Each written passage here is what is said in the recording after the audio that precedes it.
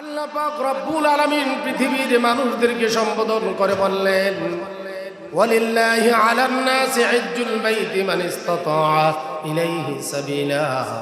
আমি আল্লাহ তাআলা তাদের উপরে হজ ফরজ করে দিয়েছি। আমি আল্লাহ পাক রব্বুল আলামিন যার যার স্ব অবস্থান থেকে আমার খানায়ে কাবা বাইতুল্লাহ মদিনাতুল মুনাওয়ারা সফর করার মতো অর্থ সম্পদ তার মধ্যে রয়েছে, এবং বাড়িতে যারা আছে 1-1.5 মাস 2 মাস খাওয়ার মতো চলার মতো অর্থ সম্পদ তাদের আছে। এতটুকু অর্থ সম্পদ থাকার পরে মক্কা মদিনা আসা এবং যাওয়া পর্যন্ত যে খরচটা লাগে, এই খরচ সংকুলান করার মতো, এই খরচ ব্যয়বার গ্রহণ করার মতো তার সক্ষমতা রয়েছে। আল্লাহ তাআলা বলেন তাদের উপরে হজ করা ফরজ করে দিলাম। বলেন না সুবহানাল্লাহ। বাংলাদেশ থেকে বিভিন্ন প্রান্ত থেকে যার যার স্ব দেশ থেকে যেই মানুষগুলোর উপরে মক্কা মদিনা, নিজের দেশ থেকে মক্কা মদিনা আসা যাওয়া পর্যন্ত এই 1-1.5 মাস 2 মাস তার ফ্যামিলির যারা আছে তারাও খেতে পারবে, চলতে পারবে, এবং সেও মক্কা মদিনা আইসা যাইয়া হজ আদায় করতে পারবে, এমন অর্থ সম্পদ যাদের আছে তাদের উপর হজ করা ফরজ। আমরা তো মনে করি কোটি কোটি টাকার মালিক হইতে হইব, কথাটা ঠিক কিনা? কিন্তু এই কোরআনের আয়াত তো এটা বলে না। আল্লাহ রাসূল সাল্লাল্লাহু আলাইহি ওয়াসাল্লামের হাদিসও তাই বলে যে তোমার সক্ষমতা মক্কা মদিনা, তোমার দেশ থেকে মক্কা মদিনা আসা যাওয়া পর্যন্ত যে খরচ হয়, তোমার ফ্যামিলিতে যারা আছে তারা 1-1.5 মাস খাইতে পারবে, চলতে পারবে, ফিরতে পারবে, এমন খরচ আছে যাদের, এর মধ্য থেকে তুমি ওইখান থেকে আইসাও চলতে পারবা, কোনো সমস্যা নাই, এমন অর্থ সম্পদ থাকলে তাদের উপর হজ খরচ। কিন্তু দেখা যায় অনেক কোটি কোটি টাকার মালিক হজ করতে পারে না, কথাটা ঠিক কিনা? কারণ আগে তো হজ করতে টাকা একদম কম লাগতো, মোটামুটি ভাবে 1 লাখ, 1.5 লাখ, 2 লাখ। আমি সর্বশেষ যখন হজ করেছি 2017 সালে, তখন 2.5 লক্ষ টাকা পর্যন্ত, 2 লাখ 10-20 হাজার টাকা দিয়ে পর্যন্ত হজ করে লাইছি। আমি যে বছর করলাম এর পরের বছরে হঠাৎ করে হজের অ্যামাউন্ট বেড়ে গেল 4 লাখ 5 লাখ টাকা, এখন প্রায় 7 লক্ষ টাকার মতো আসা যাওয়া পর্যন্ত খরচ হয়ে যায়, 5-7 লাখ টাকা। কিন্তু এটা তো সবার উপরে ফরজ না, কার উপরে ফরজ? যাদের অর্থ সম্পদ আছে তাদের উপরে, কথাটা ঠিক কিনা? কিন্তু থাকার পরেও তো অনেকে যায় না। এমনও ধন সম্পদের মালিক আছে, কোটি কোটি টাকার মালিক, কিন্তু ব্যস্ততা, ব্যবসা বাণিজ্য, যেই কোনো বিষয়ের কারণে যাইতে পারে না। আর হজ এমন একটা বিষয়, এটা জানা রাখতে হবে যে টাকা পয়সা হলেই আপনি হজে যেতে পারবেন না। এটা সরাসরি আল্লাহর রহমত লাগে। কি লাগে? দুয়ুফুর রহমান বলা হয় যারা হজ করে, তাদেরকে কি বলা হয়? দুয়ুফুর রহমান, মানে আল্লাহর মেহমান। যারা হজ করতে যায় তাদেরকে কি বলা হয়? আল্লাহর মেহমান। 4টিখানি ব্যাপার নয়। হজের কার্যক্রম বেশি দিন না, মাত্র 6-7 দিন, 5 থেকে 6 দিন। এই 6 দিনে হাজী সাহেবদেরকে মনে করেন একবারে অবস্থা সিরিয়াস করে না।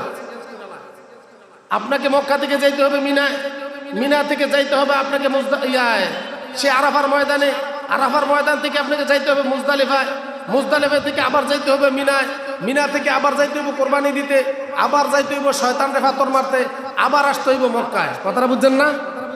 এই ঘুরাঘুরিটায় আপনারা মনে করেন যদি শক্তি না থাকে অবস্থা খুব সিরিয়াস হয়ে যাবে।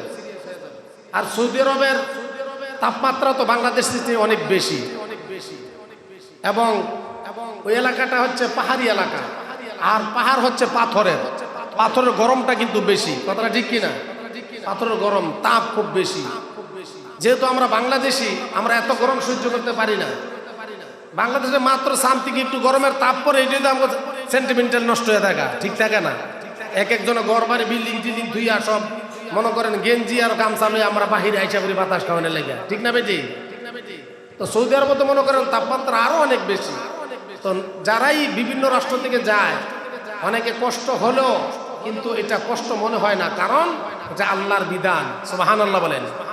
এই ঘোরাঘুরিটা আল্লাহর খুব পছন্দনীয়। আল্লাহ তাআলা হজের এই কার্যক্রমটাকে আল্লাহ তাআলা দুইজন নবীর সম্পৃক্ততা এখানে সবচেয়ে বেশি পাওয়া যায়। সুবহানাল্লাহ বলেন। এখানে হযরত ইসমাঈল আলাইহিস সালাতু ওয়াস সালাম, হযরত আদম আলাইহিস সালাতু ওয়াস সালামের সম্পৃক্ততা এই হজের মধ্যে আছে না নাই? হযরত আদম আলাইহিস সালাতু ওয়াস সালাম আমাদের আদি পিতা, মা হাওয়া আলাইহিস সালাতু ওয়াস সালাম আমাদের আদি মাতা। তাদের দুইজনকে যখন আল্লাহ তাআলা পৃথিবীতে পাঠিয়ে দিলেন জান্নাত থেকে, তাদের সর্বপ্রথম সাক্ষাৎ হয়েছে আরাফার ময়দানে। সুবহানাল্লাহ বলেন। কোথায় সাক্ষাৎ হয়েছে? আরাফার ময়দানে সাক্ষাৎ হয়েছে, মিলন হয়েছে। এবং আল্লাহ বললেন, যেহেতু তোমাদেরকে পৃথিবীতে পাঠানোর পরে তোমাদের এত বছর কান্নাকাটি করার পরে আমি আল্লাহর কাছে তোমরা চাওয়ার পরে আরাফার ময়দানে একত্রিত হয়েছে, আরাফার ময়দানকে আমি আল্লাহ পাক রব্বুল আলামিন আমার পৃথিবীর সকল বান্দা বান্দীদের জন্য এখানে অবস্থান করা আমি কিয়ামত পর্যন্ত ফরজ করে দিলাম। বলেন না সুবহানাল্লাহ। এই হজের কার্যক্রম আরাফার ময়দান, এখানে অবস্থান করতে হবে। এখানে অবস্থান না করলে হাজিদের হজ আদায় হবে না। আপনি লক্ষ লক্ষ টাকা খরচ করলেও লাভ হবে না। এবং এই আরাফার ময়দান থেকে আপনাকে যেতে হয় সন্ধ্যা হওয়ার সাথে সাথে মুজদালিফায়। ওইখানে যে মাগরিব এবং এশারের নামাজ একসাথে পড়তে হয়। ওইটা কাজা হবে না, এটা ফরজের বিধান, আল্লাহর বিধান। ফরজের মধ্যে আল্লাহ তাআলা এই হজের মধ্যে আল্লাহ ঢুকাই দিয়েছেন হজের বিধান। কোটি কোটি ব্যাংক ব্যালেন্সের মালিক, কয়েকটা ইন্ডাস্ট্রিজের মালিক, বাংলাদেশ না পৃথিবীর যত বড় ধনাঢ্য ব্যক্তি না কেন, গিয়া ওই মুজদালিফায় হজের সময় খোলা মাঠের নিচে বালুর উপরে পাথরের উপরে ঘুমায় থাকতে হয়। কথাটা ঠিক কিনা?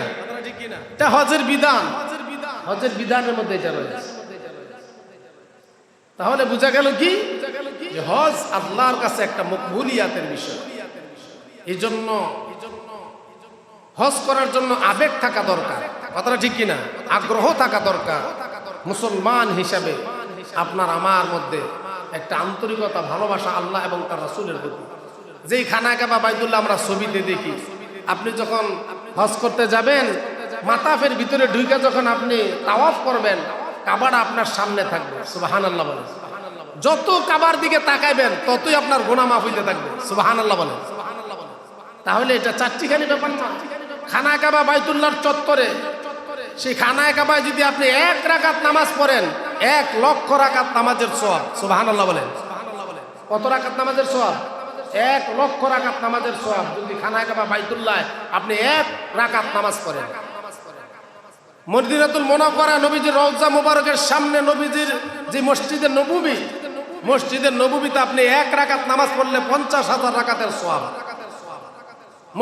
মসজিদে নববীতে 1 রাকাত নামাজ পড়লে কয় রাকাত?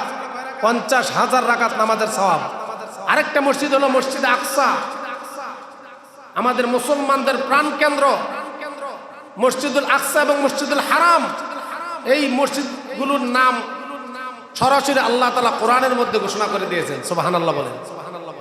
সুবহানাল্লাযী আসরা বিআবদিহি লাইলাম মিনাল মাসজিদিল হারামি ইলাল মাসজিদিল আকসা। জোরে সরে বলেন সুবহানাল্লাহ। 15 নম্বর পারার সূরাতুল বানী ইসরাঈলের 1ম নম্বর আয়াতে আল্লাহ তাআলা 2টা মসজিদের নাম একই আয়াতের ভিতরে সুন্দরভাবে আল্লাহ তাআলা তার বন্ধু প্রিয় হাবিব মুহাম্মদুর রাসূলুল্লাহ সাল্লাল্লাহু আলাইহি ওয়াসাল্লামকে যখন আল্লাহর বাড়িতে দাওয়াত দিয়ে নিয়ে গিয়েছিলেন, আল্লাহ তাআলা ওই দিনে খানায়ে কাবা বাইতুল্লাহ এবং মসজিদে আকসার নাম আল্লাহ নিজে প্রকাশ করে দিলেন। বলেন না সুবহানাল্লাহ। সেই মসজিদুল আকসার মধ্যে যদি 1 রাকাত নামাজ পড়ে 50,000 রাকাতের সওয়াব পাওয়া যায়। পৃথিবীতে মাত্র 3টা মসজিদকে আপনি সফর করতে পারবেন। 3টা মসজিদ ব্যতীত অন্য কোনো জায়গায় আপনি যত মসজিদ আছে পৃথিবীর বড় বড় মসজিদে অন্যান্য মসজিদের মতোই সওয়াব পাবেন, কোনো লাভ হবে না। কিন্তু আপনি যদি সফর করতে চান তাহলে খানায়ে কাবা বাইতুল্লাহ, মসজিদে নববী, মসজিদুল আকসা, এই 3টা মসজিদ আপনি সফর করলে আপনি লাভবান হবেন। সুবহানাল্লাহ। এগুলো হলো ইসলামের মধ্যে অত্যন্ত গুরুত্বপূর্ণ এবং জায়গাগুলো অনেক ইসলামের বিধানের সাথে জড়িত। যেমনই ভাবে ফিলিস্তিনকে আল্লাহ তাআলা পবিত্র স্থান হিসেবে ঘোষণা করেছেন। সুবহানাল্লাহ বলেন। যেই ফিলিস্তিনকে বর্তমান ইসরায়েল ইহুদিরা অত্যন্ত ন্যাক্কারজনকভাবে আমাদের মুসলমান ভাই বোনদেরকে, শিশু নারীদেরকে তারা নির্বিচারে হত্যা করে, নির্যাতন করে, কঠিন থেকে কঠিনতর ভাবে তারা নরপিশাচের মতো হত্যাযজ্ঞ চালিয়েছে। নাউজুবিল্লাহ বলেন। আমরা পৃথিবীর বিভিন্ন প্রান্তরের মুসলমান দেশের বিভিন্ন রাষ্ট্র মুসলিম রাষ্ট্র হওয়ার পরও আমরা ভালোভাবে প্রতিবাদও জানাইতে পারি না বা তাদের পক্ষে দাঁড়াইতেও পারি না। আমরা এমন মুসলমান হয়ে গেছি, কথা ঠিক না বেটি? মেরুদণ্ডহীন মুসলমান। আজকে মেরুদণ্ডহীন মুসলমান আমরা ইহুদি, খ্রিস্টান, নাসারা, হিন্দু, বৌদ্ধ, কৃষ্টি কালচার এবং তাদের শক্তিমত্তার দিকে আমরা তাকিয়ে থাকি। আমরা যদি ফিলিস্তিনের দিকে যাই, তাহলে যদি আমেরিকা, লন্ডন বা যদি আমাদের বিরুদ্ধে আবার চলে যায়, এজন্য আমরা মুসলমানদের পক্ষে নিতে পারি না। কথাটা ঠিক না বেটি? আমাদের ইমান কত শক্ত দেখছেন নি? কাফেরদের দিকে দেখে আমরা ইমান যাচাই করি। আরে দরকার ছিল আমার মুসলমান, আল মুসলিম আখুল মুসলিম। আল্লাহ রাসূল সাল্লাল্লাহু আলাইহি ওয়াসাল্লাম বলেছেন এক মুসলমান এক মুসলমানের ভাই। আর আল্লাহ তাআলা নিজে বলে দিয়েছেন ইন্নামাল মুমিনুনা ইখওয়াতুন, এক মুসলমান আরেক মুসলমানের ভাই। সুবহানাল্লাহ বলেন। তোমরা একের সাথে আরেকজনের সম্পৃক্ততা রয়েছে। একজন বিদিত হলে তোমরাও তার দিকে বিদিত হইতে। অথচ দেখা যায় ভারতে আজকে আমাদের মুসলমানদেরকে কংগ্রেস, বিজেপি এই বিধানসভায় নির্বাচনে বিজেপি ফার্স্ট হওয়ার কারণে মুসলমানদের বাড়ি ঘরগুলো জাইলাপুরা সরকার করে দিচ্ছে, মসজিদ মাদ্রাসাগুলো ভেঙে চুরমার করে দিচ্ছে, মুসলমানদের কবরে গিয়া পর্যন্ত আগুন জ্বালাই দিচ্ছে হিন্দুরা। কথাটা ঠিক না বেটি? এবং মুসলমানদেরকে অত্যাচার নির্বাচন চালিয়ে ওই জায়গায় কোরবানি করা পর্যন্ত নিষেধ করে দিয়েছে। নাউজুবিল্লাহ বলেন। মুসলমানদের কোরবানি করা নিষেধ করে দিয়েছে। কোরবানি করা ওয়াজিব, আল্লাহর বিধান কোরবানি করা। মুসলমানরা আল্লাহর জন্য কোরবানি করে। কার জন্য করে? এই যে আলহামদুলিল্লাহ আপনারা অনেকেই পশু কিনবেন, জবাই করবেন, কার জন্য করবেন? আল্লাহর জন্য করবো। তো ভারতের মুসলমানরা আল্লাহর জন্য কোরবানি করবে। হিন্দুরা কইতেছে আমাদের গৌ মাতা, তাদের নাকি মা লাগে গরু, তারা গরুর সেনা খায়, মুত প্রস্রাব খায়। দেখবেন আপনারা। নাউজুবিল্লাহ, আস্তাগফিরুল্লাহ, কিভাবে যে খায়।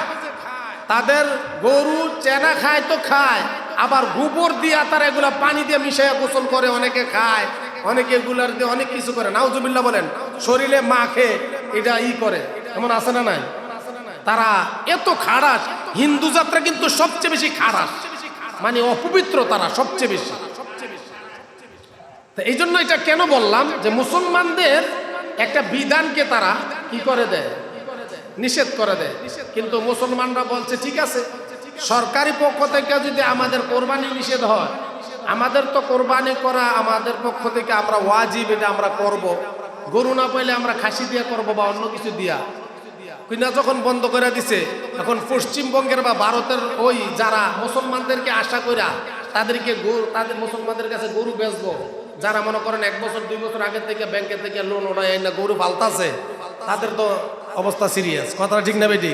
কারণ মুসলমান এখন আর গরু কিনতে যায় না তাদের কাছে, যার কারণে এখন হিন্দুরই তার সরকারের বিরুদ্ধে লেগে গেছে। আলহামদুলিল্লাহ বলেন। কারণ আল্লাহর খেলা তো বড় খেলা। কথাটা ঠিক না বেটি? হয়তো আমরা বুঝি না। আল্লাহ বলে আমি কাটা দিয়ে কাটা উঠাই, ঠিক না বেটি? আমি কাটা দিয়ে কাটা উঠাই, আমি তুলা দিয়ে কাটা উঠাই না। আমার বিধানের সাথে বৃদ্ধাঙ্গুলি দেখাইবা, ওই বৃদ্ধাঙ্গুলি উল্টা তোমার দিকে যাবে, আমি আল্লাহর কিছু যায় আসবে না, ঠিক না বেটি? এখন তাদের সেই পশ্চিমবঙ্গের ভারতের হিন্দুরা যারা গরু তাদের মারে ফালছে, তাদের মা কি করছে কালকে দেখলাম ফেসবুকের মধ্যে, তাদের ফালা গরু তারা রোডঘাটে রাস্তাঘাটে ছাইরা দিছে, ঠিক না বেটি? এলোমেলো ভাবে, ফাতারি ভাবে। কারণ সরকার যেহেতু বলছে যে বেচা যাবে না মুসলমানদের কাছে বা মুসলমানরা কোরবানি দিয়ে পারবে না, এখন মুসলমান তো আর গরু কিনতে যায় না। এখন না কিনতে না গেলে তো এখন তাদের লস, লক্ষ লক্ষ কোটি কোটি টাকা তারা লোড আনছে ব্যাংকের থেকে, ঠিক না বেটি? কিস্তি উঠাই এনে ফালছে। আমাদের বাংলাদেশও যেমন কিস্তি উঠাই এনে ফালে, পারি কি ফান না? বড় করে বেচে ওষুধ টষুধ খাওয়াইয়া। তো পশ্চিমবঙ্গের ভারতের তারাও তো ভেবে ফালছে। এখন তারা বিক্রি না করতে পারলে তো তাদের অবস্থা সিরিয়াস। এখন তারা মিডিয়াতে এসে কান্নাকাটি, চিল্লাচিল্লি, মারামারি, এখন তাদের সরকারের বিরুদ্ধে তারা লাগছে। আল্লাহ কিভাবে কেমনে খেলা দেখায়, কথাটা ঠিক না বেটি? এই জন্য জুলুমকে আল্লাহ তাআলা কখনোই পছন্দ করেন না। জুলুম করা যাবে না কারো প্রতি। আপনি আপনার প্রতিবেশীর সাথে জুলুম করতে পারবেন না, আপনি আপনার দেশবাসী এলাকাবাসীর সাথে জুলুম করতে পারবেন না, আপনি আপনার পাশে যে অন্য ধর্ম আছে, অবলম্বী আছে, অন্য ধর্মের তাদের সাথে জুলুম করতে পারবেন না, কারণ জুলুমকারীর দোয়া আল্লাহর, মাজলুম যে তার দোয়া সরাসরি আল্লাহর দরবারে কবুল হয়ে যায়। হযরত আলী রাদিয়াল্লাহু তাআলা বলেছেন,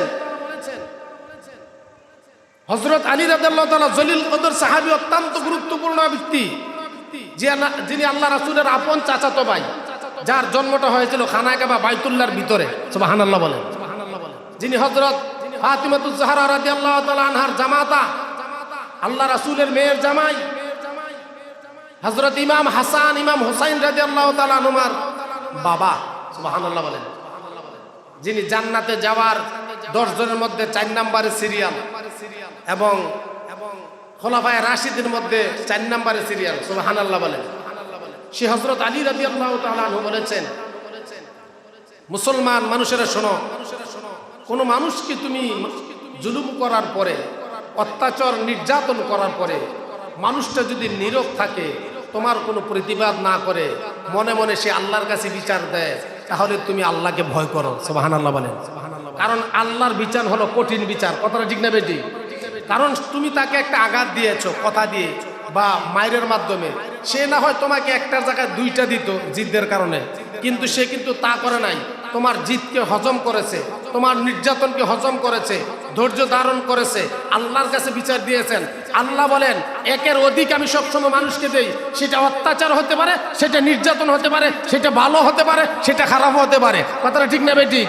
যেহেতু তুমি তাকে নির্যাতন করছো, সে নিজেই তোমার প্রতিবাদ করে নাই, আমি আল্লাহর কাছে বলছে সে মজলুম দেখা তুমি তাকে নির্যাতন করছো, অত্যাচার করছো, যেহেতু আমি আল্লাহর কাছে সে দায়িত্ব ছেড়ে দিয়েছে, তোমার শাস্তিটা এখন আর কম হবে না, কথাটা ঠিক কিনা? এই জন্য আল্লাহ আলী রাদিয়াল্লাহু তাআলা আনহু বলছেন, মাজলুমকে কোনো কিছু করার পরে সে যদি মুখ বন্ধ করে চুপ থাকে, তাহলে আল্লাহকে ভয় করো, বুঝে নিতে হবে সে আল্লাহর কাছে বিচার দিয়েছে, আর আল্লাহর বিচার অনেক বড় কঠিন, কথাটা ঠিক কিনা? তোমার উপরে যে আযাব আসবো, এটা সহ্য করা সম্ভব না। সম্ভব? কোশ্চিন কেন সম্ভব? এই জন্য বলছি, কারণ হলো অত্যাচার নির্যাতন এটা অত্যন্ত খারাপ জিনিস। আরেকটা বিষয়, সমসাময়িক বিষয়,